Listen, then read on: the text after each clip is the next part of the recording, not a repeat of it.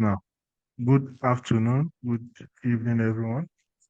Okay, my name is Adebayo Desalu. I will be the facilitator for today. Um, we'll be looking at chapter one. This is chapter one, right? Um, the Advanced Audit and Assurance has 16 chapters, right? So we're starting with this one today, which is the meaning of audit and assurance. Now, what this topic entails is to give us like a recap of what we had already discussed at the skills level, right? At skills level in the paper audit and assurance, you have looked at the meaning of audit and assurance there.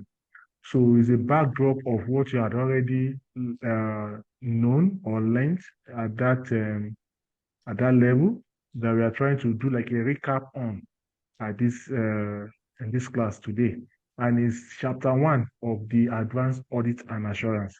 So we're looking at what do we mean by audit, what do we mean by assurance engagement, what are the levels of assurance engagement, what are the types of assurance engagement, and what do you mean by non-audit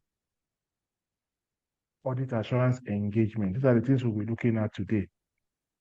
So let's start. Now, when you talk about, I'll take it from the word, right?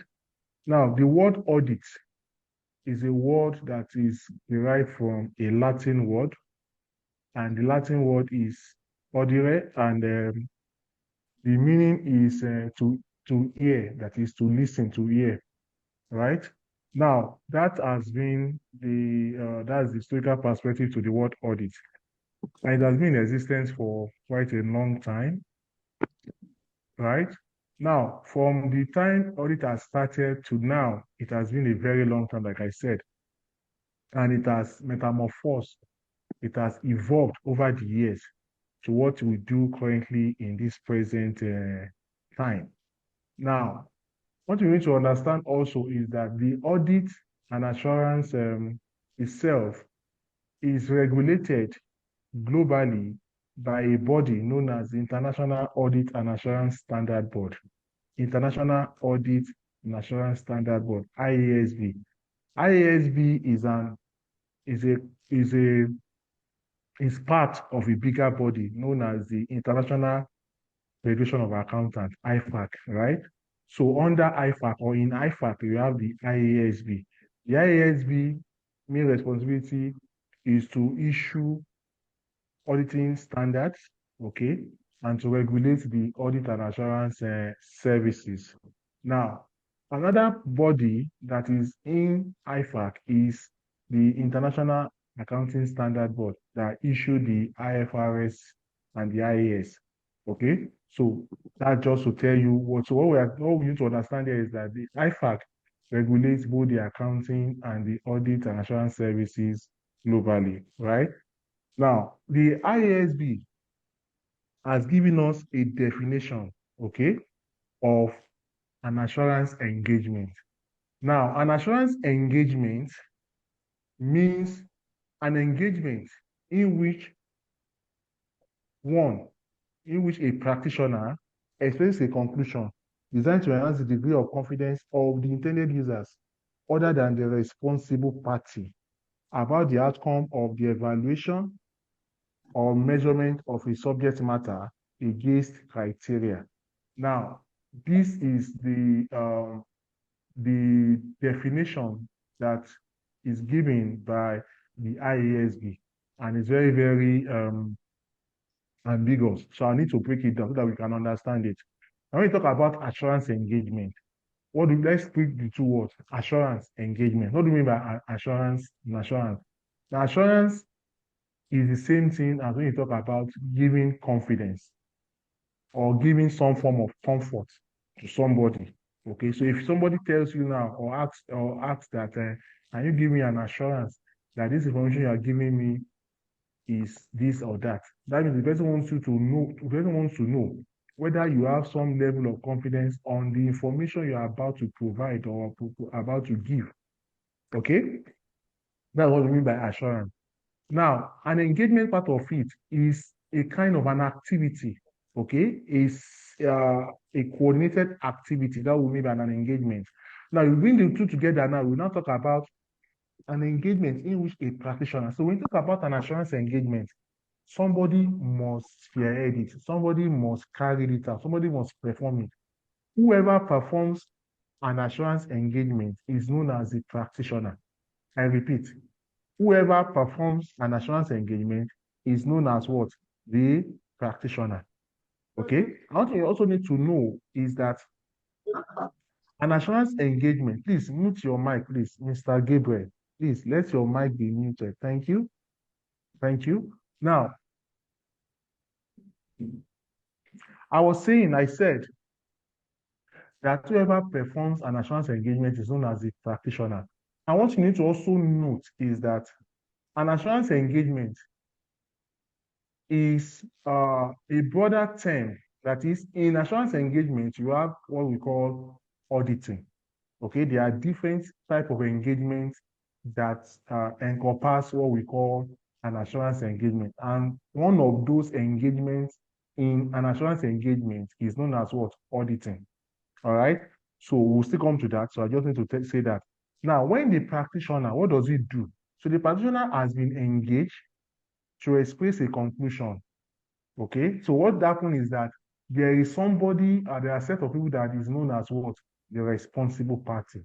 Now, the responsible party is whoever is in charge or whoever is saddled with the responsibility of providing certain documents or information that will be evaluated. Okay, so that person prepares that document with the intention that that document will be reviewed or evaluated by another person. So that person that is saddled with the responsibility of providing or preparing that document is known as the responsible party. Now, the responsible party is someone that is likened to the board of directors, right?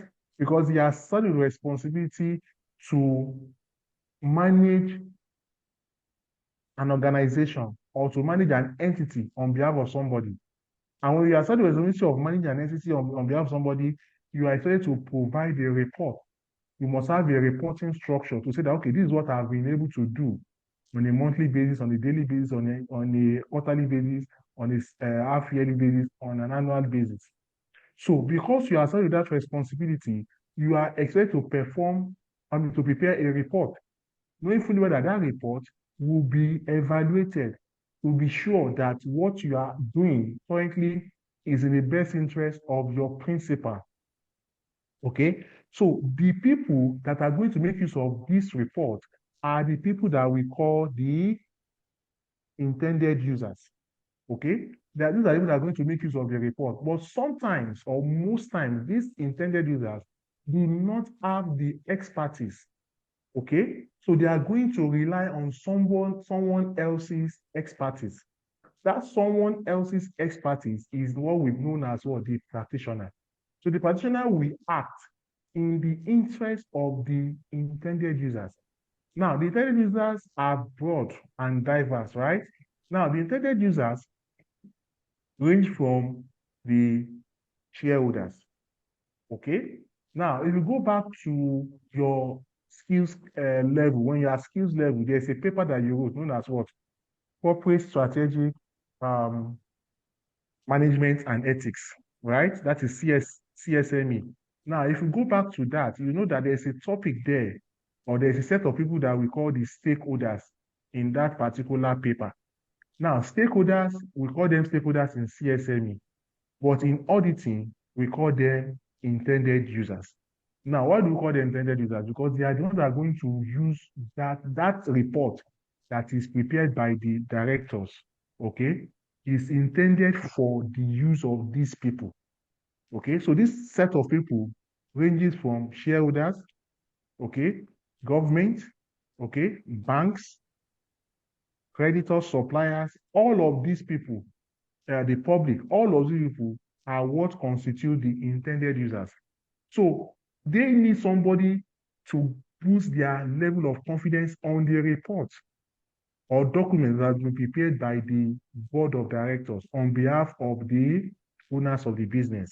So the practitioner comes in to boost their what? The level of confidence. So the practitioner expresses a conclusion designed to enhance the degree of confidence of the intended users other than the responsible party. That means that aside from the responsible party, there are other people that will base their confidence or their hope on some form of document that has been prepared by the responsible party. Okay, about the outcome or and of the evaluation of measurement of a subject matter. So what do we mean by a subject matter? Subject matter is any document or information prepared by the responsible party. I take it again. Any document or information provided by the responsible party, it is known as what? Subject matter. So subject matter is not limited to only financial records. I repeat, subject matter is not limited to what? Only financial information. So don't say that when you talk about assurance engagement, you're only talking about what? Financial statement. It is a wrong perception. Okay, so subject matter is not limited to only financial statement. There are other information that will constitute what? Subject matter. And we're going to look at that as we go on. Okay. Now, the practitioner is going to review, is going to evaluate, is going to measure the subject matter based on what? A given criteria. So the practitioner is not just anybody that will just look at things from a subjective point of view. He has to look at things, the information, the document from an objective point of view. So for you to be able to have an objective view that is devoid of sentiment, then there must be what? Criteria. What is criteria? Criteria is any form of acceptable standard. Okay? Any form of what? Acceptable standard that has been what? That has become acceptable all over. So it's not a function of saying that, oh, it is, I don't understand or I understand. It is what has been established and has been accepted all over. All right. So for instance, if I talk about an acre of land in Nigeria, an acre of land is made up of how many plots? 6 plots. Okay, 6 plots of land. So if I go to US or I go to China and they talk about an acre over there too is 6 plots and 6 plots. It's not 8 plots over there, it's still the same 6 plots. So there is a criteria, there's an acceptable criteria. Okay, there's an approved standard for measurement. That's what we mean by criteria. So the practitioner will review, we evaluate the subject matter in line with what? The criteria. Okay, so that's what we talk about when you talk about evaluation or measurement of a subject matter against criteria. So when there's no criteria, you don't have an assurance agreement. There must be what? A criteria, right? Now, what you also need to note is that as the practitioner, you will be engaged. You are not part of the responsible party. You are expected to be what? To be independent. Okay. Now, and because of your independence, you are to give an opinion because some people are going to rely on that opinion. In fact, that opinion is going to enhance the degree of confidence of the intended users. So you cannot sit on the fence when you are a practitioner. When you are reviewing a document, you are reviewing a report prepared by the responsible party, you cannot sit on the fence. You must take a position. You must take a stand. Okay? And that stand that you take must be based on what you have reviewed or what you have evaluated. You cannot take an abstract stand. Okay?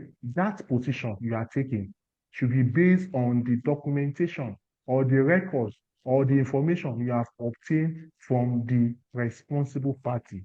Okay? So that is what we mean by an assurance engagement. Okay? I hope that is clear. If you have any question, please feel free to pause me, ask your question, whether you ask me or you put it in the chat box. Okay? I will be glad to expatiate or to explain further. Now, that is an assurance engagement. Now, When you now talk about the next one, audit. Audit is a type of an assurance engagement. I repeat, audit is a type of what?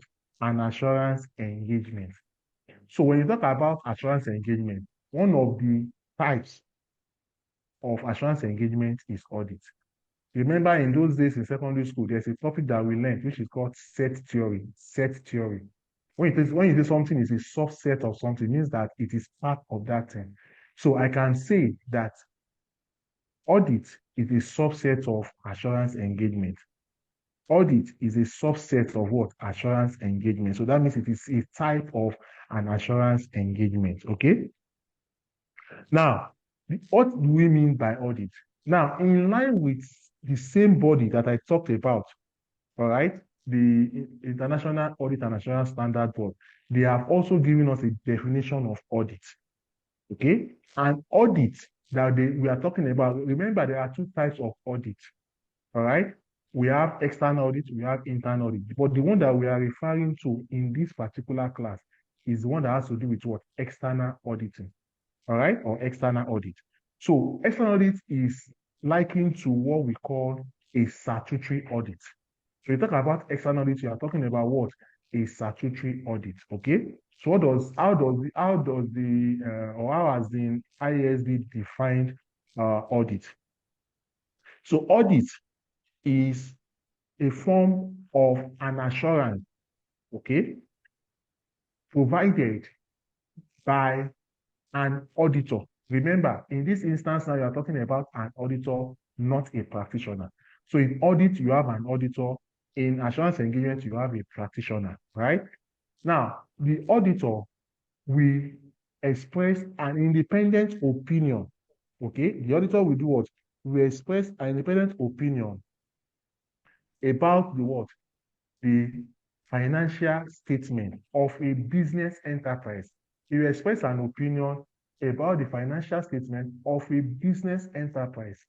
Okay. So, and what does that mean? So that means that as an auditor, you must have an independent mind. That is your position, because you're also going to take a stand. You're going to take a position. You're going to express an opinion. That opinion you are expressing, okay, should not be influenced by the responsible party. Yes, you are looking at their documents. Yes, you are looking at their record. Yes, you are looking at the information. But the information, the documents, the record that you are reviewing, to your opinion about these things should not be influenced by the responsible party. And that is what we talk about an independent examination of financial statements. Okay, so the auditor examines the financial statement with the intention of what? Expressing an opinion, whether the financial statement has been prepared in line with acceptable financial regulatory framework.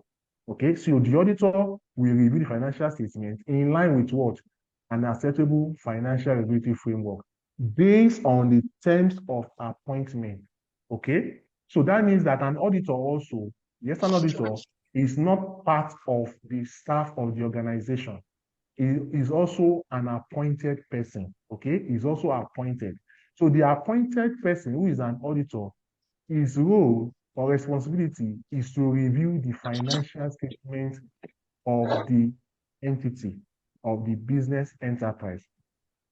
Okay, and there are conditions stated in CAMA that looks at how the auditor is appointed. We are going to look at that in chapter 2 under the regulatory environment. So we are looking at that in chapter 2. So the auditor is appointed, is not a staff. Okay, there are processes, there are procedures that you need to follow in line with regulations. Okay, and the regulation we are referring to here is the Companies and Other Matters Act 2020 as amended. Okay, so it's going to review the financial statement. So what opinion is it going to give? Now, the external auditor will always express what? A true and fair view about the financial statement. What do we mean by that? That is going to give credibility. It's going to do what? It's going to give credibility to the information provided in the financial statement that has been what? Reviewed. or examine. So the auditor will always review the financial statement. Okay. Now, what you also need to note is that the auditor is going to use that opinion the auditor has expressed will be utilized by the intended users. Okay, there are people that are waiting for the auditor to express his opinion in a report. So that auditor's report is what the intended users will use as a basis for making or influencing their decision, whether to invest in an organization or not. Okay, so it's based on that. So the auditor must be what? Must be what? Independent about his what? His opinion. I hope that is clear. So there's a clear difference between audit and assurance engagement, even though I said that audit is a type of an assurance engagement. Okay, so in assurance engagement, you have the practitioner. In an audit engagement, you have the you have the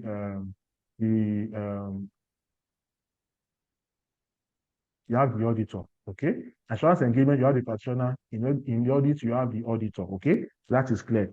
Do you have any question before we proceed? Any question? Are we good? Okay, so let's go on. So let's go on to the next thing we need to talk about, the element of assurance engagement. Now, what do we mean by element of assurance engagement? This is it here. What do we mean by element of assurance engagement?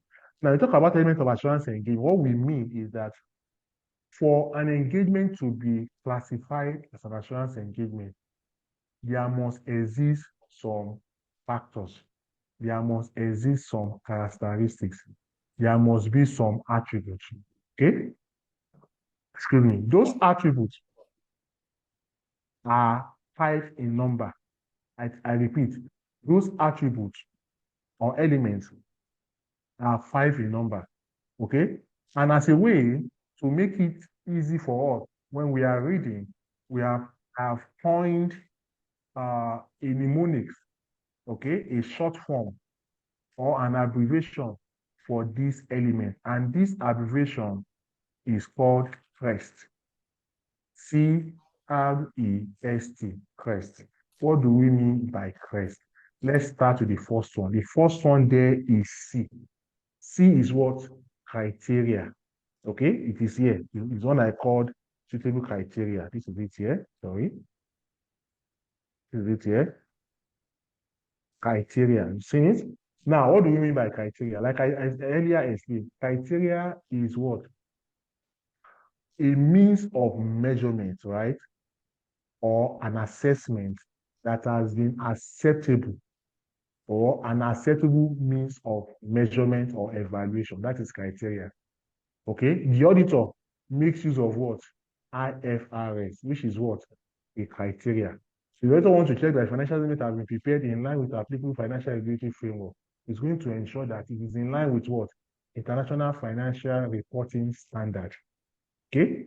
So the financial statement, there is a template that they follow, right? That they use to prepare the financial statement, right? So that format is established in what? International Financial Reporting Standard, right? That is what the C stands for. So once the auditor looks at it and see that it does not conform with the established standard or framework, the auditor will say that the financial statement does not conform. The financial statement does not show a true and fair view. The next one is what? Reporting. Okay, and that report is here. Look at it here. Sorry. This is it here. Assurance engagement. What do we, I mean, assurance report. Okay, what do you mean by report? Now, the report is the opinion, contains the opinion that is expressed by the practitioner. So when the practitioner is done with the engagement, is going to write a report. In that report, there is a segment or a section where he's going to express his opinion. So that report encompasses his opinion, which will sort of give some form of comfort to the intended users, okay, or confidence to the intended user. So at no point should the practitioner sit on the fence. He must state whether the subject matter is right or wrong. You cannot say I don't know. It must not be neutral. You must state whether it is right or wrong. Then you have the next one, which is what? The E. We talk about the CR. The next one is what? E. And that E is what? The evidence. Okay. What do we mean by evidence? Now, evidence is any information that is gathered, okay, or obtained by the auditor or by the practitioner to you to arrive at a conclusion. I take again, any information obtained or gathered by the practitioner that enables him to form his own word, his opinion. That is evidence. And at all times, the evidence must be sufficient and appropriate. At all times, the evidence must be what? Sufficient and what?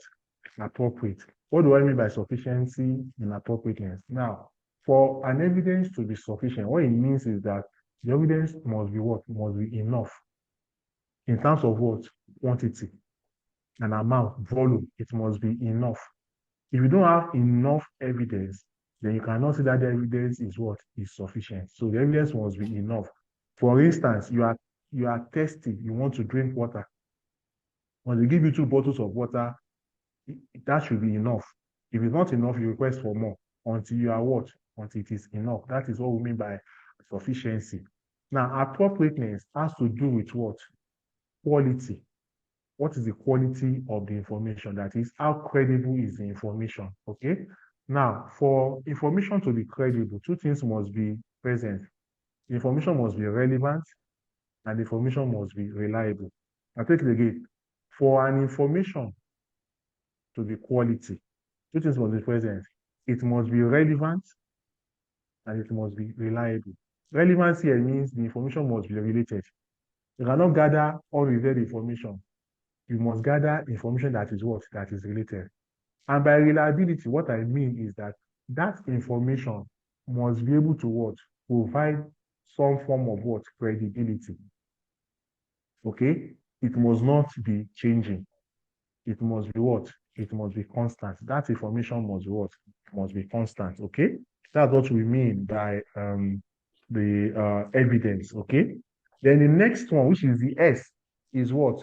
Is what we term the word? The subject matter. Is here? This is it here. Subject matter. Okay? What do we mean by subject matter? Like I said, do not be fixated or talking about only financial statement. Like I said, trans engagement is broader than audit. So the practitioner is someone that knows, that does more than what the auditor does. Okay? The practitioner does more than what the auditor does. Okay? So that's what we need to know about the criteria. Then the last one, subject that's criteria. Then the last one is the T. The T is what? The three-party relationship. Can you see it here? The three-party relationship. Okay? So the three-party relationship means that there are 3 people involved. And the 3 people are the practitioner, who is the person in charge of the engagement. The person in charge of assurance engagement is the practitioner. So a practitioner could be an auditor. Okay? Practitioner could be a risk management consultant.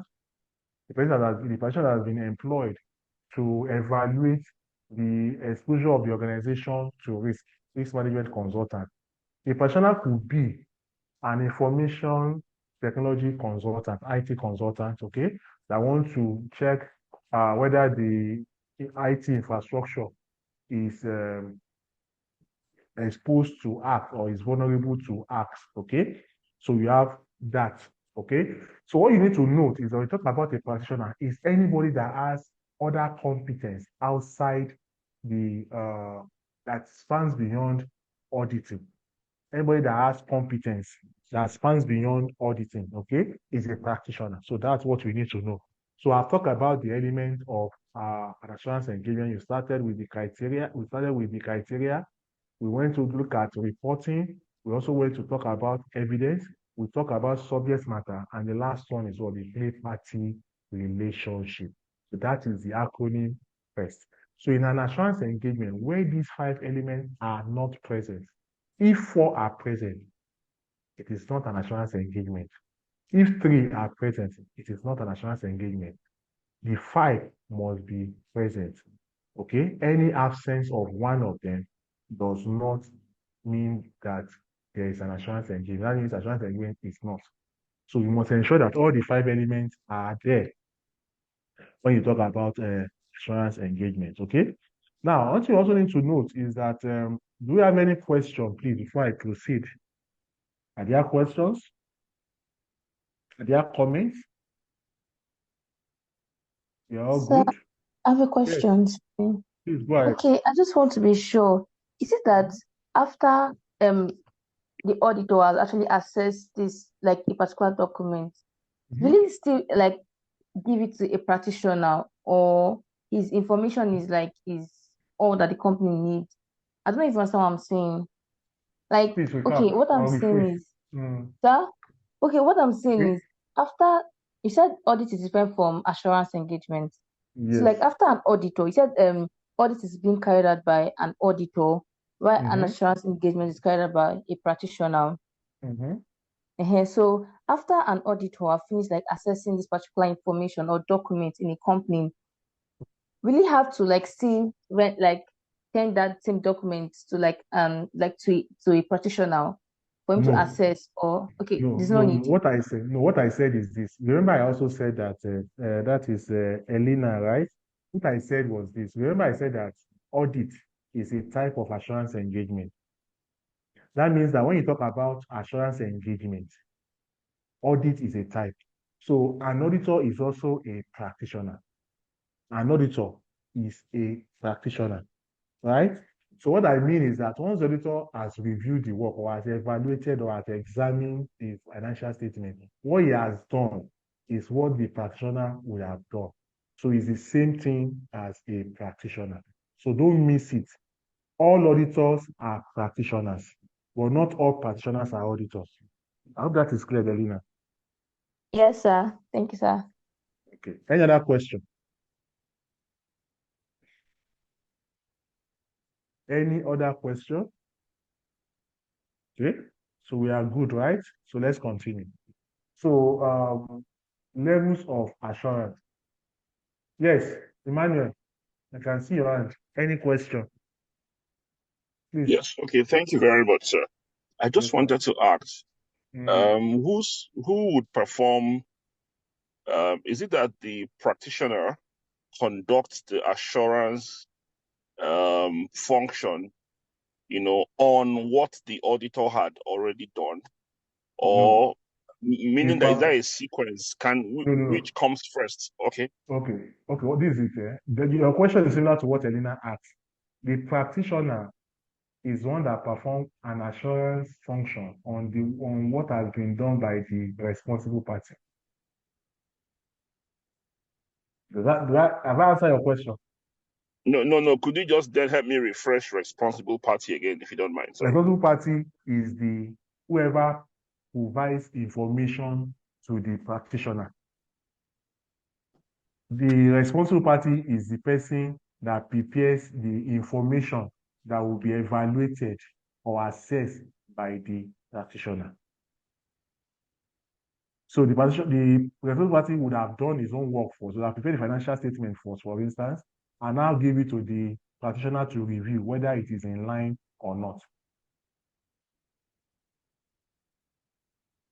If I answer your question, sir. Okay, yes, that means that the responsible party is likely an internal person in the organization. You call them the management, you call them the board of directors. Those are the responsible party. They are the internal staff. Okay, thank you. All right, sir. Thank you. Any other question? If there are no questions, we move on to the next one. We go to levels of assurance. Now, levels of assurance means that the confidence, there are different degrees of what? Confidence. In fact, there are two main degrees of what? Confidence. That is as a practitioner, when you express your opinion or when you provide a conclusion, right, there are two levels of confidence you tend to give. And the two levels are in this order. You have the reasonable assurance and you have the limited assurance. Okay?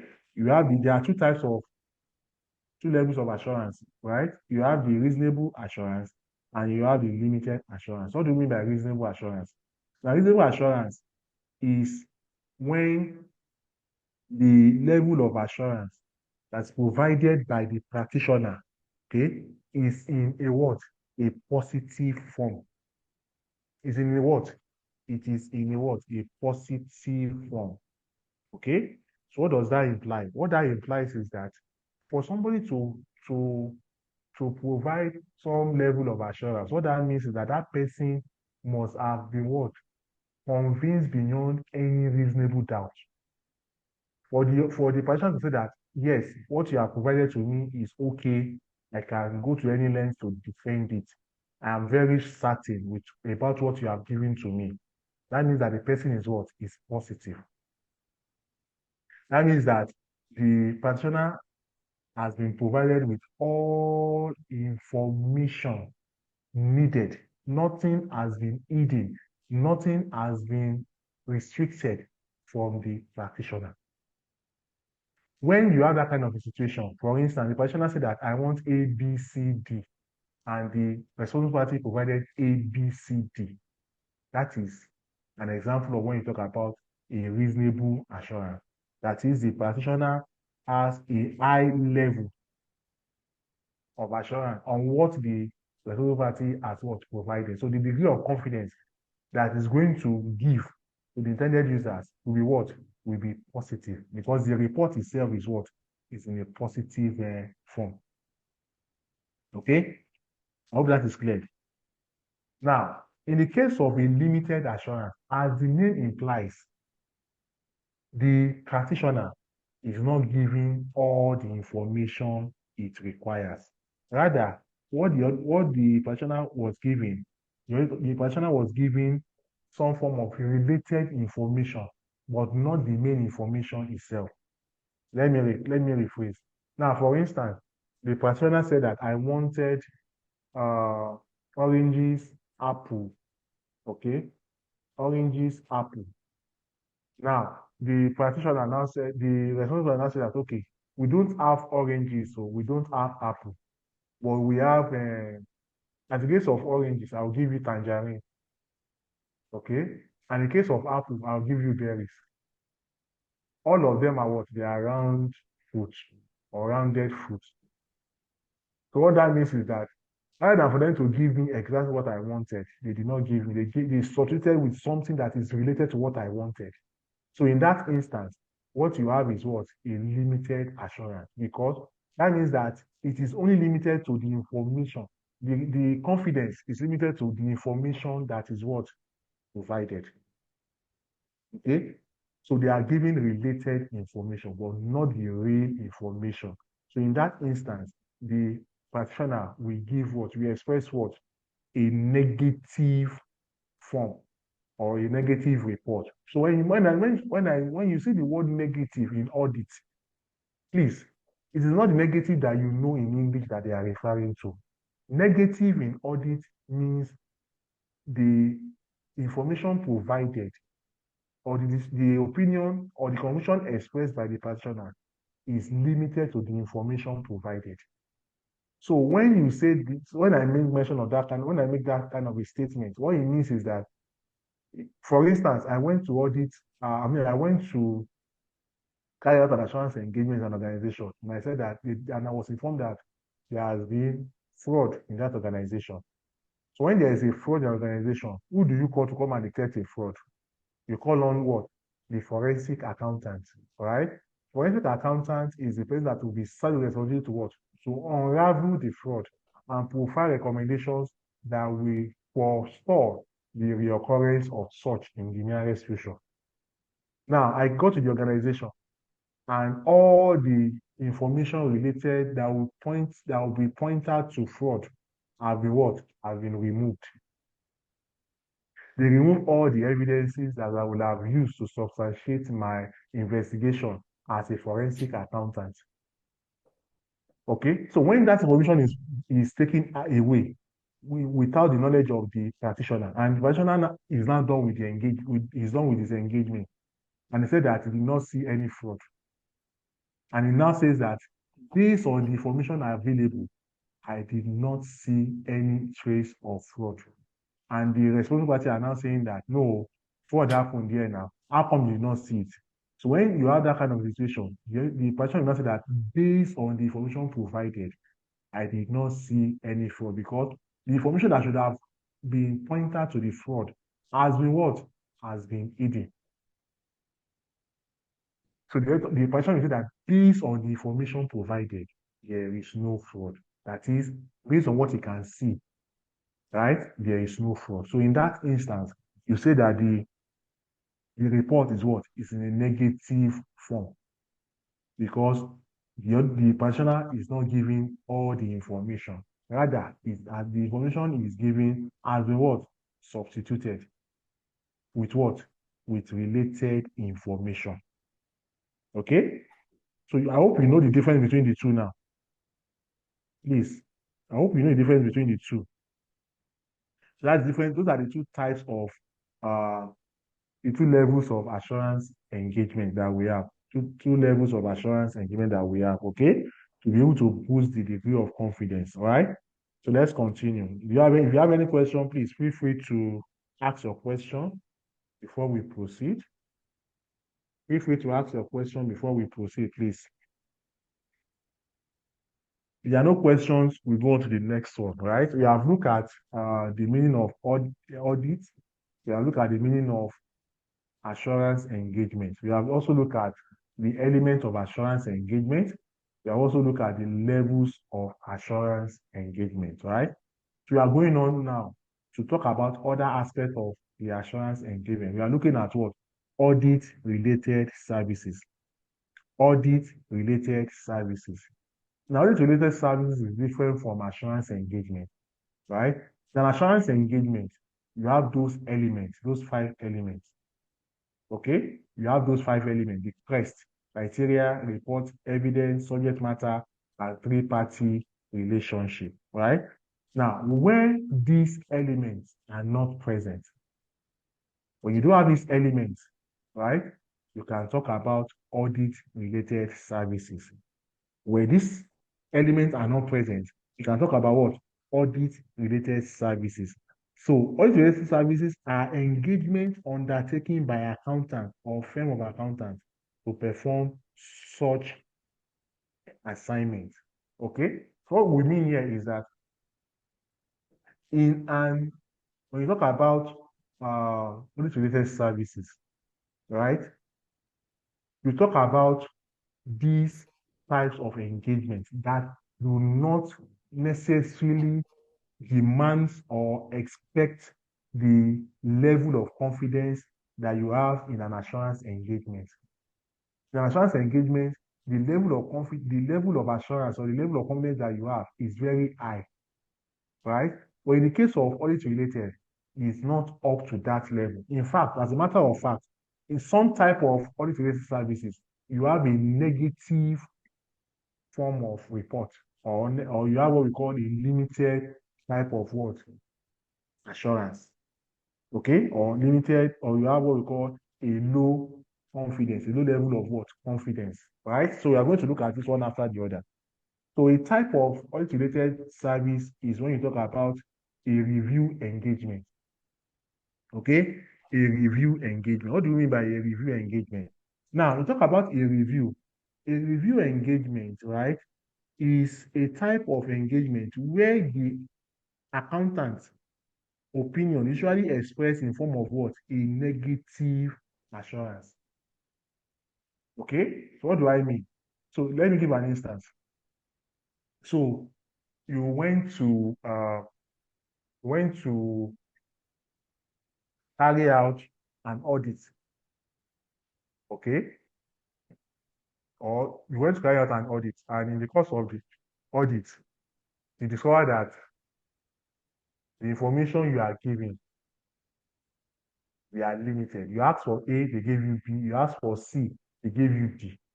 That means that they did not provide all the information you requested, right? So in that instance, what you can say is that based on the information provided, this is the opinion I'm able to get. Okay? Another instance is this. We talk about a review. A review is not as detailed as an audit. In an audit, you are going to check or you are going to turn all the tables, right? You're going to cross all the T's and dot all the I's in an audit. You are going to check everything in an audit. But in a review, what you are doing in a review. Papa, they give me this thing. Water, please water. mute your mic, number 5. Okay? In a review, you are only going to your scope of work is limited. Right? So for instance, they tell you that go and review what somebody has done. What the best you can come up with is that yes, the person has done the work, or the person has not done the work. You are not to say that, oh, the person did the work in a way or in another way. Your point of view is that the work has been done or the work has not been done. That's what you mean by a review. Okay, so that is what we mean by what? A limited or a negative assurance, because you are not going so deep into the core or the crux of the matter. You're only looking at it from the surface. Hence, you call it what? A review engagement, or you call it a review of what? Data. I hope that is clear. Another type of audit-related service is agreed upon procedures. Agreed upon. What do we mean by agreed upon procedures? We talk about agreed upon procedures. What we mean is that it's a type of engagement where there's an agreement between two parties. Okay? The person that engages the practitioner and the practitioner only. Only two people. The client who engages the practitioner and the practitioner itself. They are going to agree on how or what procedures to be followed. Right? So both of them will agree. Hence is the time agreed upon procedure. The procedure they are going to follow, they are going to agree on it. So for instance, you can appoint an accountant to help you to review your inventory. Remember, inventory is a line item in your it's one of the line items in your financial statement. So you say that, oh, please, accountant, tell me to review my inventory. So what we'll be doing is that anything he's going to do will be limited to only inventory. So it could be that, oh, please, let me to review my inventory or assess my inventory to be sure that I do not have any obsolete stock or I do not have any of my inventory stolen. All right. So what they will do is that they're going to agree on the procedure they are going to follow. So based on their agreement, the accountant will embark on that engagement. Hence, it is termed an agreed upon procedures. And note also, the report is to be submitted to the client and not to the public. In an agreed upon procedure, your report is to the client, the person that has engaged you. Is not to the what? To the public. And it should be based on the what? On the procedures. All right? I hope you understand what I mean by agreed upon procedures now. The third type of audit-related service is what we call. Yes, I will. Excuse me, please. This agreed upon procedures, that means it does not fulfill the requirement of an assurance engagement. Yes. Since there is no third party, right? Exactly, yes, that's what I mean. Yeah, correct, sir. Would that be all? Mr. Robin? Yes, that means I'm just wondering where this one falls on that now. Because it's not an assurance. It's not assurance. No, yes. It's just an added service provided by audit. Exactly. I said that all audit-related services, they are not assurance engagement. So when you don't have all the 5 elements in place, you have audit-related services. You understand what I'm saying now? So it's not a type of assurance engagement. It's just standing on its own. It's another form of engagement that is being carried out by an accountant. Okay, I hope that is clear, Mr. Robin. Okay, we go on to the next one. Yes, thank you. All right, we go to the next one, compilation. Now, compilation, in the case of compilation, what that means is that it's a type of engagement where the accountant is engaged to prepare information for the client rather than for audit or to check the information prepared by the client. Let me explain. If you look at when we talk about assurance engagement, I said that the practitioner is appointed or is brought in to come and look at something or to look at something else, right? In any form, right? But in the case of when we talk about compilation, the practitioner in this instance or the accountant in this instance is one that is going to work, prepare a report on behalf of the client. It's going to what? Prepare a report on behalf of what? On behalf of the what? Of the client. So let me give you an instance. Now, when you call on an accountant, when you bring in an accountant to carry out an engagement, to say that, oh, please help me to review my, help me to prepare my task computation for the year. That's an example of compilation report. Help me to prepare a task computation for my company for the year 2023. So you bring in that when you bring in that accountant, what we'll do is that we'll be the one that is going to relate all this report to be able to assess whether this is how much you are going to pay as tax or not.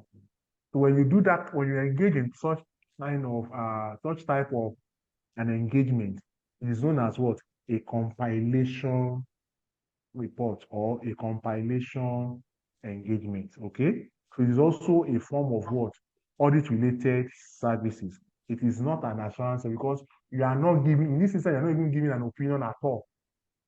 You are not explaining an opinion. You are just going to give a report as to what is the status of their tax computation or taxation that they are going to pay on the profit that they have made for the year. Okay, so that is what we mean by that. So the compilation, a type of it is tax computation. Or it could also be another instance. They say that, oh, the company now said that, oh, I think we want to carry out something in the form of, we want to see that we want to restructure our organization, right? We don't have accounting records. So we want you to prepare what we call statement of affairs for the company. We want to start afresh. Okay, we want to start to restructure our organization. We want to ensure that everything is in place. But we don't have all the information in place. So you start with the incomplete records. So when you engage an accountant to prepare your statement of affairs, that accountant, what he's doing for you at that point in time is known as what? A compilation engagement. So it's not going to express an opinion in that instance. It's just going to give you information, going to present a report to you based on the information that you have provided. So it's going to compile everything together. Hence the name compilation. It's going to compile, it's going to assist you to compile it together and come up with something that could be meaningful for you as the client. And this kind of report also is not to be presented to the outsider. It's not to the public. It's to you, the client that has engaged the practitioner or the accountant. Okay, I hope that is clear. So you have an understanding of this. The other types of audit-related services, another type is when we talk about due diligence. A due diligence report is a report that is normally prepared when there is an acquisition or a disposal of a line of business. You carry out when you carry out what we call a due diligence report. For instance, when any bank wants to merge now, they must carry out a due diligence report. Okay, it's another type of audit-related service. So what we have here in this material, it is not exhaustive, right? We are still going to talk about more of this when we get to chapter 11, okay, of our ICANN study text. That is the ICANN study text on advanced and assurance. When we're talking about what? Audit-related services, okay? is still there. We'll still expatiate on that one. This is just an introductory segment of this chapter. The more detailed chapter is chapter 11 that encompasses everything that you need to know about what audit-related services. I hope that is clear. All right. Then we go to the next one that we call non-audit assurance services. Non-audit assurance services. Okay. What is it called non-audit assurance services? Now, these are assurance engagements, right? These assurance engagements that do not warrant any audit. I take it again. These are assurance engagements that do not warrant any form of what? Assessment. Because the assessment is yet to be what? Is yet to be implemented, is yet to be what? Approved, is yet to commence. Okay? So people are doing it because there are guidelines to doing it, but there is no law that backs it up that if you don't do it, these are the penalties. But people are doing it because they want to appear to be what? To be organized. We call it non-audit assurance engagement. So an example of non-audit assurance engagement is corporate social responsibility. And you're all aware of corporate social responsibility. So every company that is listed on the Nigerian Stock Exchange is expected to carry out some form of what? Corporate social responsibility. But there is no law that says that if you don't do it, we are going to penalize you. There's no law. But there is a guideline that says that it is good for you to report your corporate social responsibility. That is to show that you are giving back to the society. But there's no law. Go and check. There's no law that says that if you don't do it, we are going to close your organization. There's no law that says that, especially for now. It might come up later. But companies are doing it because they want to appear to be what? Socially responsible to their immediate host community. Another example is environmental policy. Now, there's no law that says that, oh, you must protect your environment as an organization. There's no law that says so. Okay? That you must report how you protect your environment. But companies, organizations are doing it because they see it as a way of being sensitive to the environment. To say that, oh, yes, we are an entity, but we are not contributing to the desecration of the environment. Rather, we are contributing our own quota to ensuring that the environment is safer for the inhabitants. Okay? There are state laws that talk about LASEPA, but have you seen any law that says that if you don't do this, you'll be sanctioned? I know of a very critical one, the gas flaring in the Niger Delta. It has been enacted for how many years? As they comply with it, you go to Niger Delta now, they are still flaring gases. Companies that are into oil exploration, they are still flaring gases everywhere. Okay, so that's what we mean by environmental. To say that, oh, these are the policies that we have put in place. We are just trying to show that we are responsible. We are positively responsible to the environment. We are not trying to destroy the environment. Another example is employment policy. There's no law that says that we must have employment policy. But organizations put employment policies in place to say that they have a form of practice that conforms with the best practice or acceptable practice globally. So you see companies, they have employment policies. And this employment policy is not generic to every organization. It's not the same for every organization. Even when you have businesses, organizations that are in the same sector, like banks now, all banks have employment policy, but their employment policies, they are not the same. That's what I'm trying to say. And there's no that says that what you are doing is this, is not this. But they are just putting it in place to say that, oh, at least we have some form of what? Some form of guidance on how we go about our what? Our businesses. All right? Then you have the non-financial performance indicators. Now, this is another type of non-audit assurance engagement. What do we mean by non-financial performance indicator?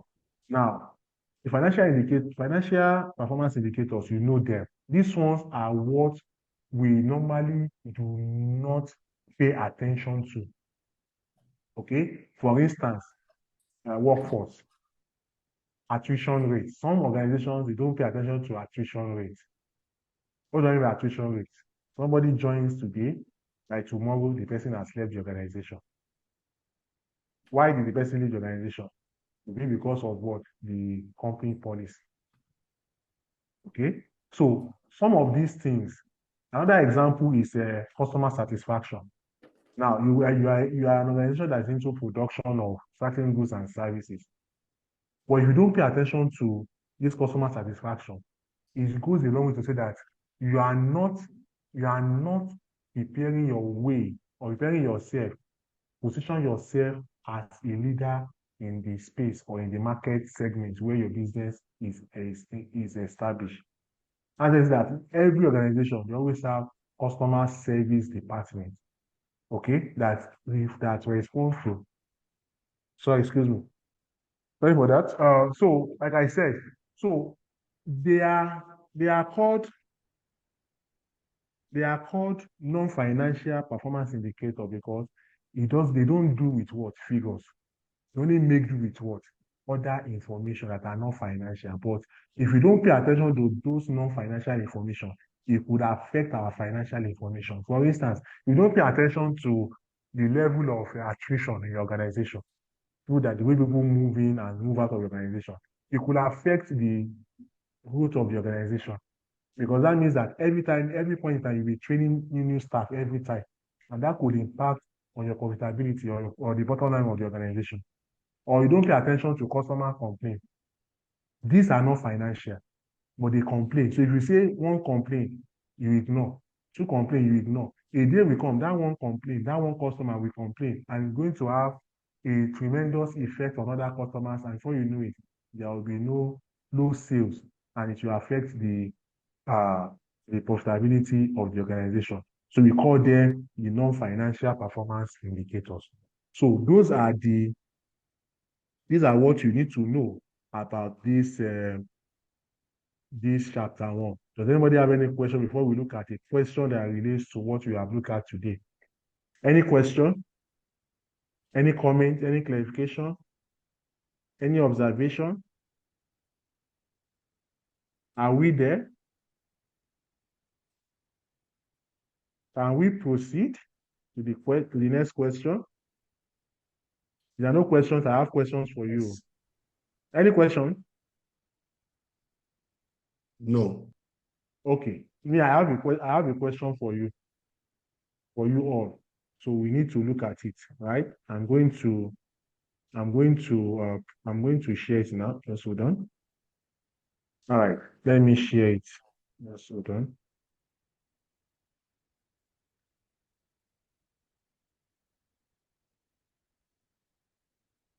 Now, this is a question. This is an icon question, by the way. What's the difference between assurance engagement, audit, and attestation engagement? Okay? This is a type of icon question. And mind you, please, when you're answering an icon question, you must be very, very mindful of how you go about answering the question. Okay? When you're answering icon question, please ensure you make use of those audit terminologies, especially the one that relates to this paper that we are talking about. You don't write as if you are writing English. Yes, it's what you are writing will still be in English, but there are some salient terminologies that the examiner is looking out for when you are trying to provide some form of answer to the question that is being asked. For instance, when you want to talk about, the practitioner will gather sufficient and appropriate information. Rather than for you to be making such kind of statement. Yes, you are right. What you have said, what I just said, that is correct. But you will agree with me that you are not going to fetch the same mark. That answer, what I just said now, will not fetch the same mark as somebody that rather said that the practitioner will gather sufficient and appropriate audit evidence. You talk about what? Sufficient and appropriate information is not evidence. Okay, so for you to have used the term sufficient and appropriate audit evidence, they are going to give that person more mark than you that make reference to what? Information. These are the reasons why you see that when they write exams, you see that they score low in audit.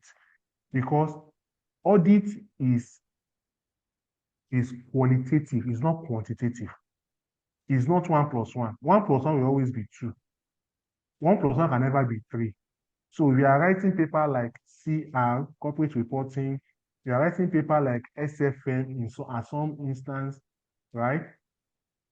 Advanced taxation. You'll be dealing with what? Figures. So when your submission is not correct or your subtraction is not correct, you know that there's something wrong. But in audit, which is a type of qualitative paper that is non-calculation, your expression matters. You must ensure that you take in all these technologies and use them at appropriate levels so that when you write, the examiner will be impressed, because what you need to realize is that your paper sounds or serves as your advocate. You will not be there to say that this is what I was trying to write, or this is what I was trying to explain. You won't be there. What you need to do is for you to be what? To write in such a way that whatever you have written down, right, to stand as your what? As your advocate. To stand for you, that this is what you are trying to say. And the examiner should be able to look at your script and say that yes, this person has a flow. Flow of what? Information.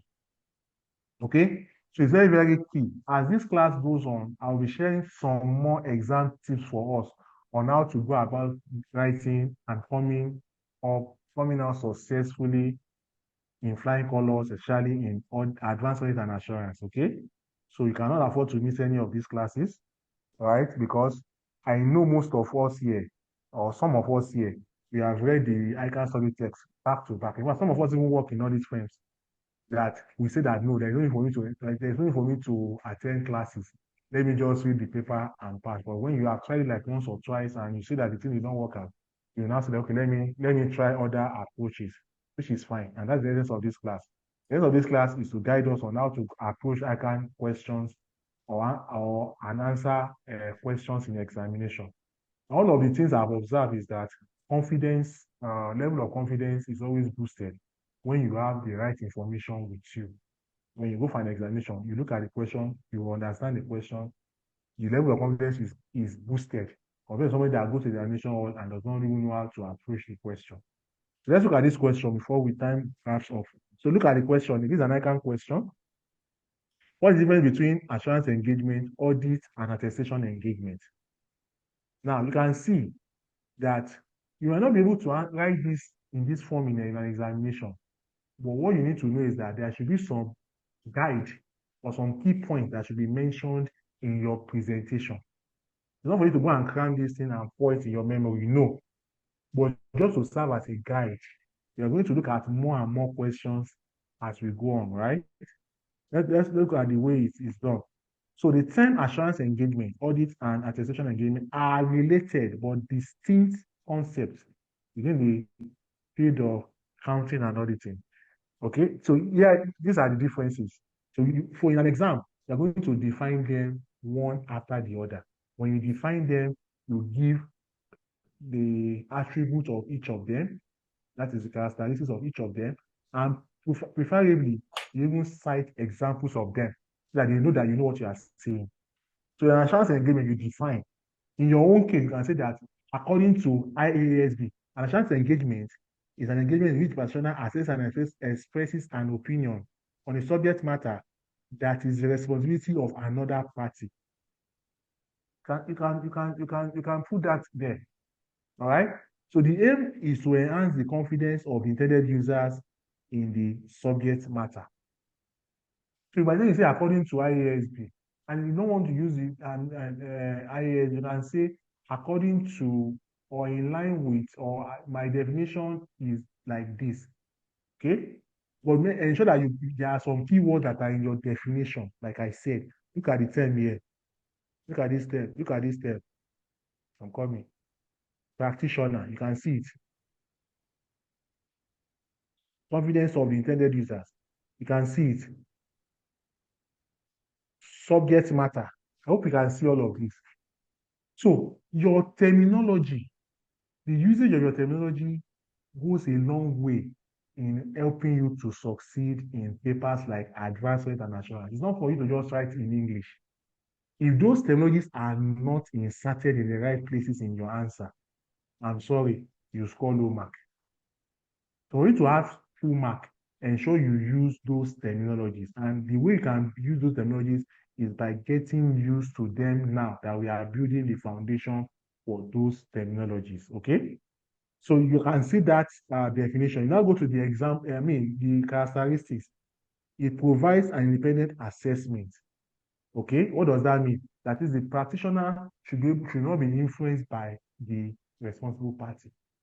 You need to have his mind of his own. Yes, he's looking at their report, looking at their document, but he should not allow for influence of those people to come in or to affect his own report. Then can cover a wide range of subject matter, not limited to financial information. You know, I said it, that assurance engagement is not limited to only audit. Audit is a type of assurance engagement. Other types of assurance engagements include a review of risk assessment in an organization. When you're writing a report on risk assessment of an organization, that is another type of assurance engagement. Okay, if you carry out a review or a report on best in price value for money audit, your report on best in price value for money audit is a type of an assurance engagement. A report on information technology in an organization is a report that is tied to assurance engagement. A report on performance measurement in an organization is a report that is tied to what? Assurance engagement. Because all of these that I mentioned now, examples I mentioned now, they all have the attributes of first, the element, first, they are present in them. Okay? Now let me try to expatiate on this. Now, if you take a look at report on risk assessment, report on risk assessment, I want to use the CREST to assess it now, to explain it to us. Now, the criteria for risk assessment is not found in IFRS. Yes or no? You want to assess your risk now. Can you use IFRS to assess your risk? The answer is no. There's another standard. There's another criteria you use to assess your risk. And that criteria will either be ISO 31000 that talks about risk assessment, or you look at any other form of risk assessment standard or risk management standard. But definitely it cannot be IFRS. Hope that is clear. That is the criteria there. The reporting in risk assessment, they are going to report to everybody, all the intended users. They are going to report to the shareholders. They want to know whether the business is not exposed to risk. You are going to report to the banks whether they can give loan to the company or the organization. They are going to report to government that this company will still continue to exist. It's a going concern business. They are going to put that there. Now, the evidence you are going to gather in a risk assessment, you are not going to make use of financial statements. You're looking at what? Your risk register, your risk metrics, your risk management policies. Those are the things you are going to be looking out for. Your risk reporting, that will be your evidence. Those are the things you are going to gather. Your subject matter will now be the monthly risk report or escalation report, or we call it a hazard report. If you have anything like a learning from incident report, that will form your what? Your subject matter. And of course, your three-party relationship will still be the same. The practitioner will be the risk management consultant, while the responsible party will still be the board of directors, right? And the intended users will still be government, banks, public, investors, every other person that you know as intended users will still be there. So that is what you need to know. So it's not limited to only financial information. Naomi, do you have any question? Hello, Naomi. Any question? Can continue. Now, another feature is that two levels of assurance, reasonable level of assurance, and limited level of assurance is what you have in assurance engagement. I talked about that. You have reasonable level of assurance and you have limited level of assurance, which I've earlier discussed, right? Now, examples of assurance engagement, you have the sustainability report assurance. This is an engagement where the auditor evaluates the company's sustainability report and provides assurance on its accuracy and completeness. So what do we mean by that? A type of sustainability report assurance is your CSR report that is embedded in the what? In the annual accounts and reports. So your annual accounts and reports, you have what we call the sustainability report that shows how much the company has invested in the what? In the society. For instance, how many schools have they built? How many people have they given scholarship to?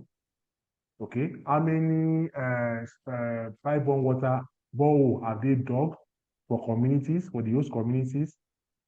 Okay. All of these, or how many physically challenged people have they employed? All of these will be reported and must be sure that the information presented is accurate. All the cost for installation of borehole, all the cost of scholarship given to indigent students, all of this, the cost must be correct. All right. Another example is compliance assurance. This is where an engagement where an auditor assesses whether the company is in compliance with certain regulatory requirements or industry standard. Okay, so for instance, you are working in a pharmaceutical company now, you must ensure that your processes are in line with what? GMP, General Manufacturing Practice, GMP. Or if you are working in a bank now, you must ensure that your processes are in line with what? With the standard established by CBN or the Banks and Other Financial Institutions Act as amended. Okay, I hope that is clear. So that's what we mean. Now, the second one, audit. Audit is a type of assurance engagement that involves the systematic examination of financial statements to determine whether they are free from material misstatement or presented fairly in accordance with the applicable financial reporting framework. That is auditing, right? Key features of auditing. It provides reasonable assurance and focuses on financial statements. So audit is focused on what? Financial information. Focus on financial statements. Number 3, feature conducted in accordance with auditing standard. That is, we talk about audit. I talked about IASB. IASB is responsible for the production of auditing standard. Auditing standard example, generally accepted auditing standard or international standard on auditing. That GAAS is generally acceptable auditing standard, or the ISA is international standard on auditing. Examples of audit is financial statement audit. An audit where the auditor examines whether the company's financial statements and issues an opinion on whether they are free of material misstatements and conform with GAAP. What is GAAP? Generally acceptable auditing practices or accounting practices or international financial reporting standards. Okay? Then you have the next one. Another example, internal audit. Now, an audit conducted by an organization internal audit department to assess the effectiveness of the internal controls, risk management, and governance processes. Okay, so you have an internal audit is carried out to evaluate the effectiveness of the existing internal controls. That is, those controls put in place in the organization to allow for what? Seamless operation. And sometimes they also evaluate risk assessment, risk management, whether the company is exposed to any risk or not. Then you have the governance process to be sure that what the owners of the company intend to achieve for setting up the organization that purpose for establishing that business is being achieved. That we mean by governance processes. Okay? So that's what we mean by that. Then we have the attestation. You can see the way they are. This is the way the examiner expects you to write, not to model things up. The examiner expects you to write them one after the other. If you cannot use this format, you can decide to use column. Divide your answer booklet into 3. Assurance engagement, audit, attestation engagement. What they want is that you're able to organize your points. The marshalling out of your points in line with those terminologies is what the examiner wants. Don't just write English as if you are writing a letter to your friend. If these terminologies are not in your answer, I'm sorry, the examiner will not give you the full mark that you intend. So when I look at this question, we can tell you that this question is just 5 marks. And by the time you just write 3 lines, you get 5 marks. The answer is no. If your 3 lines does not contain all those terminologies, you will not get the full mark. So you must ensure that your point, your answer, incorporate the terminologies. It's very, very key. I mean, you are writing audit and assurance at skills level, it will be pardonable. They say that you are still going to advanced level, but at this level now, you are at the final stage of ICANN. You don't want to produce somebody that is half-baked. It's like a doctor. Though you are not dealing with human life, but you are dealing with other people's opinion rest on your word, on what you have done. So if what you have done is not done properly, they invest their money, they put their money in that business, and they lose their money. Those people, their loss will be on you because it's as a result of the negligence of the auditor.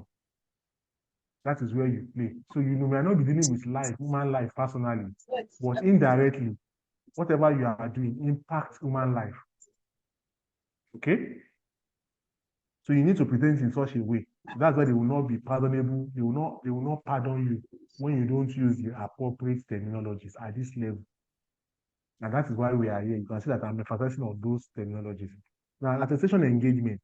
The attestation engagement is a type of assurance engagement in which a practitioner is engaged to issue a report on a subject matter or an assertion about a subject matter that is responsibility of another party. So attestation engagement is like what I explained. Somebody prepares the report, another person evaluates that report. When that is done, it is known as what? An attestation engagement. The characteristics of attestation engagement covers a narrow scope compared to assurance engagement. So in an attestation engagement, we are talking about just for instance, ensuring that the information is in line with the financial statement is in line with the IFRS. Okay, involve attesting to information beyond traditional financial statements. Okay, Mr. Folorunso, please mute your mic.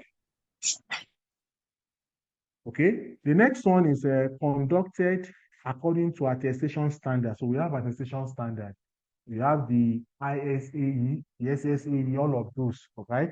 ISAE is International Standard on Attestation Engagement, okay? Or assurance engagement, right? So we have that.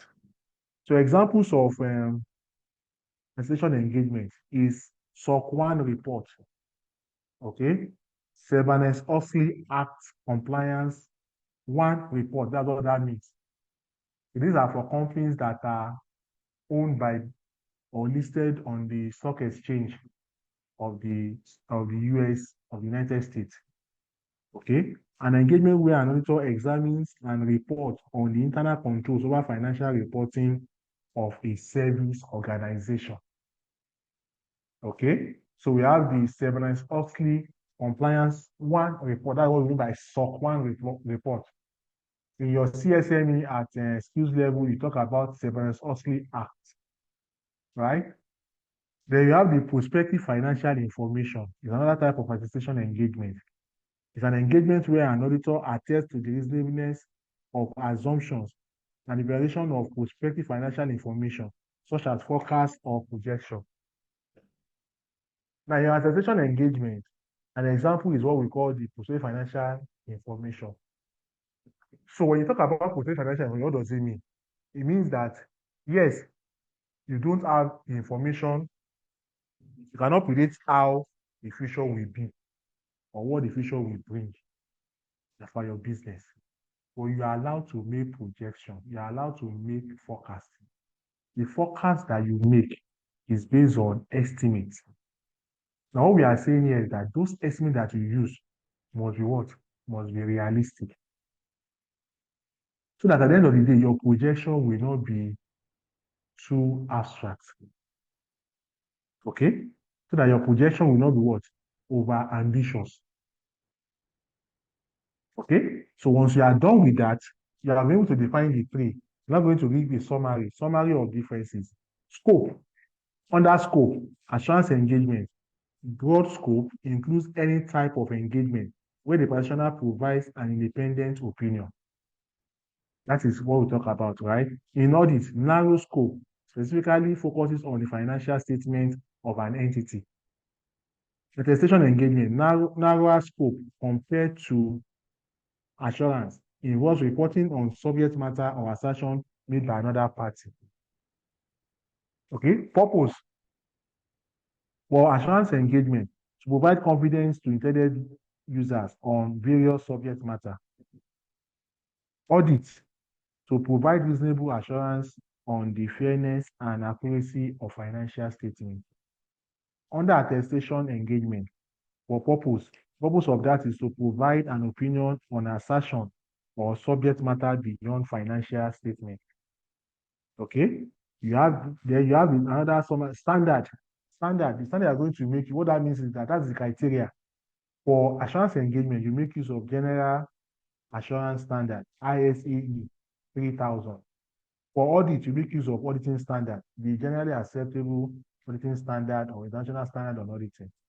Then for attestation engagement is specific attestation standard, e.g., statement of standard on attestation engagement.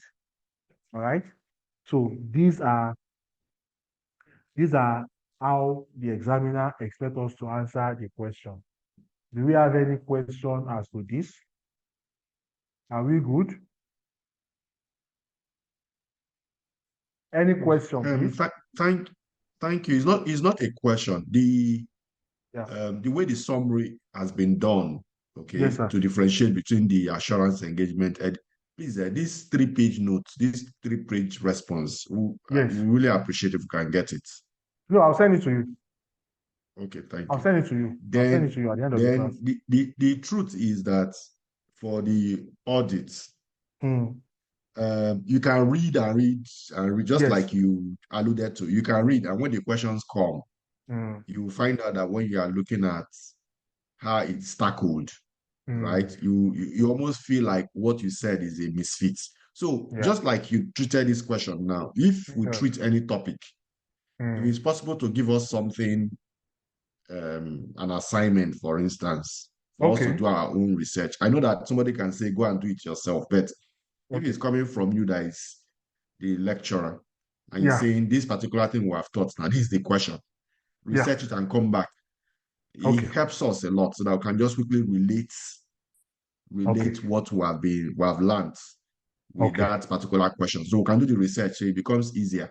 If you just leave us after teaching, the truth is that we'll just read it like a textbook and continue to have, at least for me, probably continue to have challenges.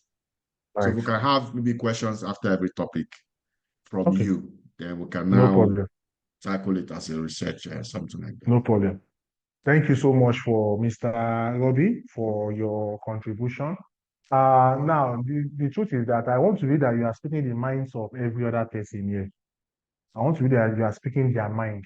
Because one thing I've observed is that most times when you give these kinds of, you give some form of assignment, right? The level of compliance is always very low. But I want to believe, they say assumption is the lowest level of knowledge. So, like I said, apologies if I've said that. What I will do is this. For all intent and purposes, right? I'll send this one to you. Then I'm going to also send us questions. At least for this particular topic, yes, it's there. But I'm going to send us a question or more than one question. And I expect us to research, as Mr. Robin has said, and please ensure you submit it. I'll give us like if I send it today now, by Thursday latest, I want everybody to submit their own answer. Okay? You send it to me personally. You don't want to send it to the platform. You can send it to me. Okay? I will look at it and I will now give a general solution. But if I see that the number of people that responds to that question is not encouraging, I will not go ahead in next class to give questions. So let's have it as a sense of purpose for us now, that a point of duty. This is what you requested for, and it's also going to go a long way in helping you to prepare for the examination. Yes, the exam is still far. Before you know it now, November is here with on us, okay? So I'll follow that line that you said. I'll send a solution to you, okay? And also I will also send you a question or questions, depending on the topic, right? So I'll send us. So the essence is that some of these questions might be I can pass questions. Some of them might be questions that I've researched on my own that I feel that I can could ask. I'll send it to you. Okay. So thank you, Mr. Robin. And does anybody have any questions? Somebody said a question here. He said, can't one just give the summary as answer? No, Mr. Victor, you cannot just give the summary as an answer. The reason is that at this level, we don't ask you what is the summary of this. The question is very clear. What is the difference between this, and this? So the approach is this. When you have a question like this, what is expected of you as students is to put yourself in the position of the examiner, that the examiner does not know anything. You are teaching the examiner. So as much information that you need to give out, you need to pour out, please release that information. Do not withhold that information. That is the approach to answering questions, especially for advanced assurance in the exam. If you see a question, put yourself in the position of the examiner. The examiner does not know anything. So the examiner will be learning from you. So as much information that you can give that will help the examiner to learn or to know is what you should give. So henceforth, please, any exam you are writing, put yourself in that position of the examiner. This person does not know. How do I convince this person that I know how to give it so that the person can have a proper understanding? That should be your goal in any examination. Okay. So that is that. Now, Hello, I have a question. yes, Lolade, I'm with you. Yes. From what we have been doing since, I just want to ask that at the end of every topic like this, these questions you are giving us with answer, are we going to be having it? Because from the question that is here, they have. Okay. Yes, we have answers. I'll also give you assignments, Lolade. No problem. And you must do it. So if you don't do it, I'll call you people out on the platform that you people said this and you're not doing it. So thank you so much. Now let me ask a question before we go on. And I want you to contribute as much as possible. Now let's look at this. I've explained using this is under what do you call it now? This is under assurance engagements, right? So I've used risk assessment, report on risk assessment as a type of an assurance engagement. Now, I want I want you all, as much as possible and as fast as possible. Let me explain what I'm saying. So I use report on risk assessment as a type of what? An assurance engagement. How do I mean? I use the crest to explain report on risk assessment. This is the crest. For risk assessment, criteria is what? ISO 31000. We talked about risk management. Reporting, I'm going to write a report to say that the company is exposed to risk or not. Evidence, you're going to gather evidence that relates to the, what do we call it now? The incident reporting, right? Incident reporting, job hazard analysis reporting, learning from incident reporting. You're going to do all of that. Now, for your subject matter will now be the main report itself, the monthly risk management report, the company's risk management policies, right? In the three-party relationship, which is the T, we have the practitioner. The practitioner in this instance is the risk management consultant, right?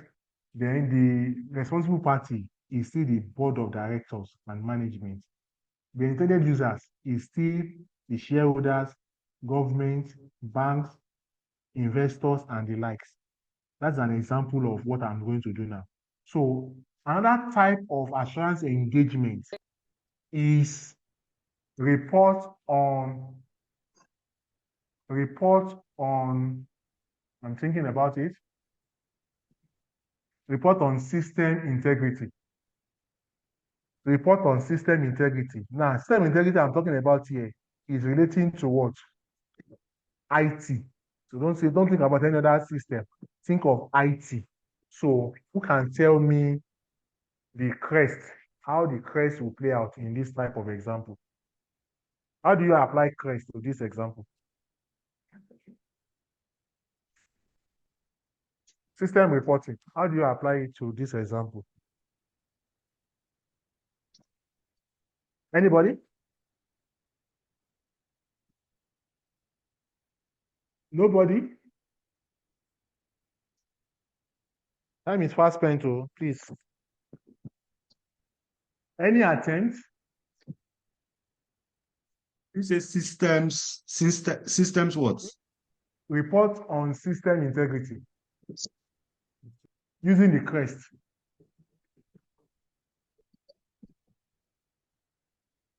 Focus is on IT, system integrity, or data integrity. That's better. Report on data integrity using crest. How do you go about it? They have asked you as a practitioner to review data integrity of an organization. How do you go about it using crest? Who wants to try? Anybody? Okay, let me try. Okay, I want Lalade. to believe that the crest are the elements of the assurance engagement. Yes, now, yes. Okay, so I'm asked to review a report on system Data integrity. data integrity. Yes, in an organization. Okay, then I'll follow it according to what I have in my assurance engagement. Yes. I'm with you. Continue. Okay, so the first thing is the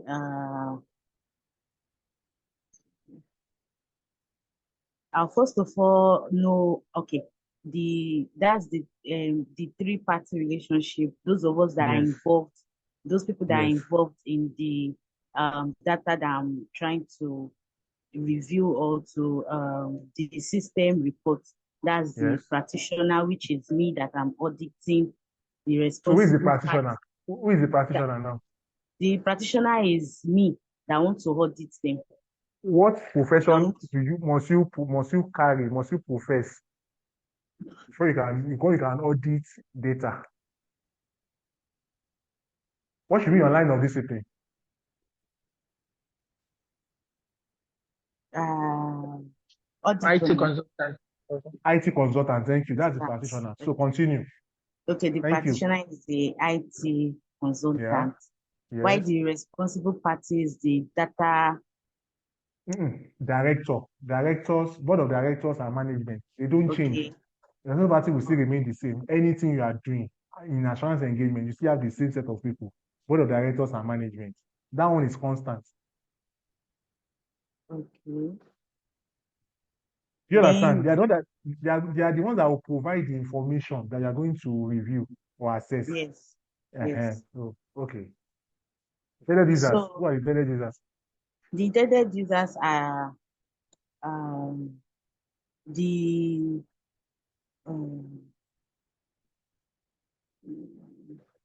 those are the external users or internal users that will make use of the Examples. information that's Examples. Could be regulators, could be Yes. clients, could be customers, could be yes, suppliers. clients, customers, Yes. it could be investors Good. concept.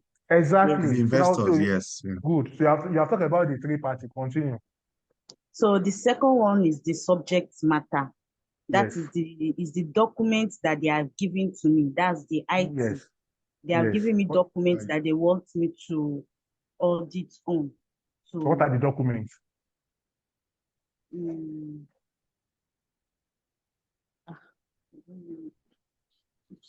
That would be the data system, the IT systems that were trying to confirm or attest And to the integrity. So what are the reports that you're going to? Okay, yes, the data system you are trying to what? You're yes, trying to evaluate, yes, audit. right? To Yeah. audit. Now, what will be the position of that when you are done with it?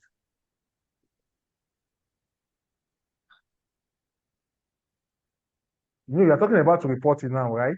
Yes. Yes. So what I will the think we're report trying be? to, yes. Sorry, I interrupted. No problem, no problem. Continue. No, I was just simply saying we're checking out the integrity of the IT systems. So the subject Yes. matter would be what sort of programs do they have? Okay, Yes. because the integrity of the IT system is very wide. So Yes. is it program system related to how they evaluate risk or Yes. controls in So a particular area? good. You are going So to look at the what do you call it now? The IT architecture, the architecture of the system. You are going to look at it that from the back end. Is it programmed in such a way that to allow for hacking or not? Does it allow for external intrusion or not? Right? You are going to look at the software. This will be part of what you are going to look at as subject matter. for the You are going to subject look at, matter. yes, Okay. do you have any reports? And do they provide any reports on a monthly basis on Okay, they are using to appraise or evaluate. yes, Okay. to appraise it, yes. That will be your subject matter. So continue, I'm with you. Okay, You're talking about for the subject matter. Next one. Criteria, yes. What will be your criteria? Well, so many things are coming to mind. For instance, the company can come and say we are already subscribers to a particular standard. So in which case, what standard? Give me just one standard. You can remember any standard? Well, just like you have international standard organization. Yes, there is one for IT. criteria. There's one for data. There's one for data integrity. I think it's on ISO 27000. Yes. So based on that standard will spell out exactly how the IT system can be said to have integrity. Exactly. So your audit will now be along that lines for you to now check whether what you are saying is in conformity with what has been spelled out in that standard that they said that they have already secured. That's correct. So continue. Daladi, I'm not talking again. We are doing it together. Okay, I'm with you. Yeah, continue. Go on. Let's sufficient and appropriate evidence. Yes. Sorry, it's becoming more difficult for the IT. Usually, they will have something related to input and output of that system that somebody can use as evidence. There's what we call. I don't know what technical term to use now. That's what I want to say now. There's what we call exception report. Exception report. So when you like you said, you inputted something, it's supposed to come out, you must have an output. But along the line, your output you are getting is not correct. So we call them exception report. You are going to request for the exception report to confirm that this system is giving the right information or not. All right? So continue. I hope I've helped with that. Continue. You have talked about criteria, you have talked about reporting, you have talked about subject matter. Remaining two now. We're in evidence. That's okay, evidence. Assurance reports. You talk about that one now. Are you talking about that It's report? assurance report that is remaining now. Okay, what does that one mean? No, I've not talked about it. What does it mean? I didn't talk about it. I did not finish it. You people complete it. Assurance report. Yes. If we go to assurance engagement and the role of the practitioner is not to heighten, to enhance the confidence of users regarding that particular system, that the system indeed has integrity. So you are coming with a conclusion to say, I've tested it, and therefore you should have confidence that it's okay. Yeah. Or not. So that is it. So you have gotten it right. Are we all on the same page, Lolade and the rest of my people? No, I want to ask a question, please. Yes. Is it that for each services or for each department for IT, they have different accounting standards? Because we're talking about ISO 27,000. So I don't want to yes. Now, the ISO, there are many, right? For every department, yes, there are standards. It might not be ISO, right? It might not be ISO. For instance, now, I want to talk about human resource department or people management. The standard is not ISO. Their own is OSAS. I think there is now ISO 18,000 OSAS. That is Occupational Health and Safety Standard. That's OSAS, right? So that one talks about how the HR should manage the people, especially in a manufacturing organization. That means that you should not just plug people in a place where there is no aeration or when it's not properly ventilated. You know what I'm saying? Are you with me, Lolade? Yes, I'm with you. Do you understand what I'm saying? Yes, so most of those standards, most of those departments or processes, there are standards for them. All processes have standard, established standard that should be your criteria. Yes, all processes have standard. Is that clear? Yes, it's very understood. So thank you very much for your cooperation and for your contribution. I appreciate everybody, both the people that contributed and those that were listening from behind, trying to have an understanding of what we are talking about. I appreciate everybody. For you to even stay logged on to this time, this is almost 2 hours, right? So I appreciate everybody for what you have done. So as the class is coming to an end now, first of all, I'm going to send this question, this chapter, this one that we talk about now, the chapter 1, the question and answer. I'm going to send it to you. At the same time, I'm going to set a question, right? I'll set it to you for us, and I expect us to answer it. Okay. The question is not very broad, but I'm going to come up with a question. I'll send it alongside this one. So at the end of this class today, we are going to have this solution that we just discussed. That is the one that we discussed. This one I said I should share with you. I'll share it with us. And the assignment, question in form of an assignment. And I will expect that everybody should make an attempt. Even in your ICANN exam, in the answer sheet you see there, or in the question, they tell you that attempt. They'll never tell you to answer a question. They'll tell you to attempt the required number of questions, because answer, when you say you should answer, that means that your answer must be correct. When you say that you should attempt, that means your answer might be correct and might not be correct. So you are expected to attempt this question, which I will send alongside this one. Just after this class ends in about 4 minutes time, I'll send the question to us. So thank you for your time. And should you have any question, please My number, you have my number. I'm the one that shared the material with you.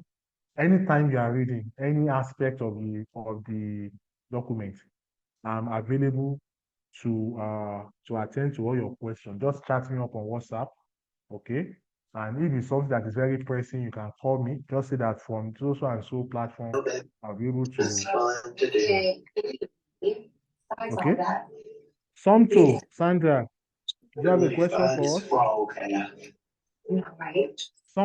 Sandra, do you have any question for us?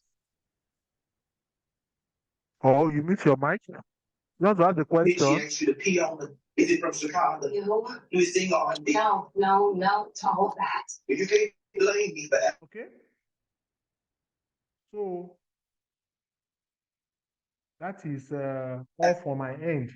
But I don't know if anybody has any question, comment, observation before the class comes to an end in a few minutes' time. Any question, comment, observation?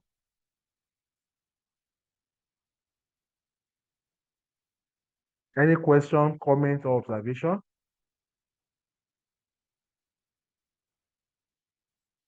Okay. Okay. So there are no questions or observation. There's no question or observation. So we'll call it a day now. Thank you so much. I appreciate it. Thank you so much for your time. This is my small face. So this is my real face. In case you're trying to see, this is my real face. I did put on the camera before because of the internet so that it do not affect the quality of the recording. That's why. Now that I'm done, I think I can do that now. So thank you so much. Thank you. I do appreciate.